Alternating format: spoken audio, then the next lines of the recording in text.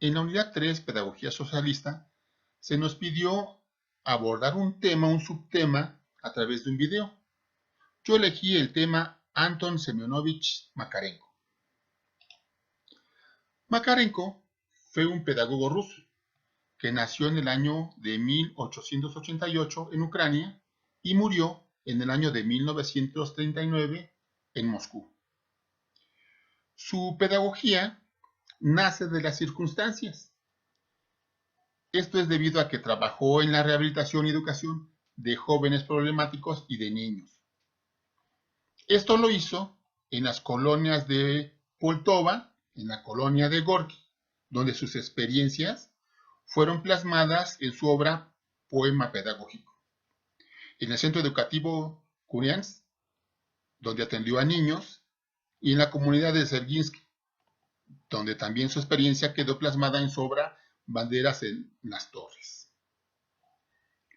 Su pedagogía se basó principalmente en dos conceptos: el trabajo productivo y lo que es la colectividad, es decir, anteponer las necesidades individuales por las necesidades colectivas, a través de la creación de una conciencia de grupos.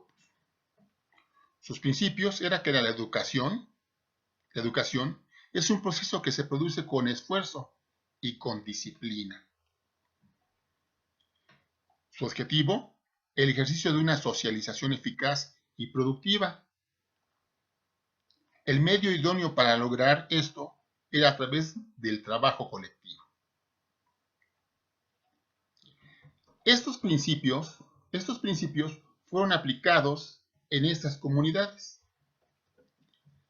Pero además de estos principios, él consideraba que los jóvenes no eran malos o extraviados, porque en muchas comunidades se atendían a jóvenes delincuentes. Él lo que decía era que no han tenido un buen condicionamiento social. Además de aplicar estos principios, lo que es el trabajo productivo, la colectividad, en estos centros, también que había que desarrollar en los jóvenes y en los niños estas cualidades. La honestidad, una de las principales, la diligencia, eficiencia, puntualidad, capacidad de orientación, capacidad de subordinación y la capacidad de mando. En estas comunidades, como la comunidad de Gorky, organizaba a los jóvenes en equipos de 4 o 5 jóvenes. Uno de ellos tomaba el mando y los demás se subordinaban. Lo que hacía entonces era, las actividades académicas se hacían en este grupo. Pero además había también actividades productivas, puesto que en estas comunidades, en estas colonias, ellos eran autosuficientes, producían sus alimentos.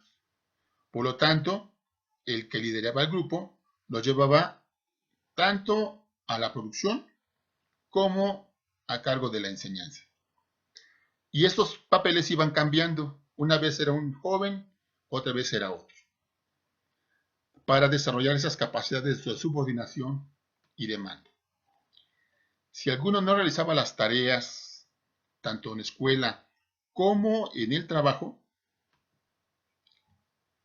no quedaba impune, ¿sí? Había una sanción. De tal manera que la disciplina era un factor muy importante para que todos lograran trabajar con una conciencia de grupo. Para Makarenko, el educador debería tener una maestría pedagógica, la cual no se nacía con ella, pero que se podía desarrollar. Y consistía en que el profesor debía saber actuar y relacionarse con los jóvenes y con los niños. Saber cuándo contenerse, saber expresar muy bien sus ideas y sobre todo saber leer el rostro de sus alumnos, de tal manera que pudiera enseñar con base en sus necesidades, comprendiéndolos, entendiéndolos, formando parte de ellos. Muchas gracias.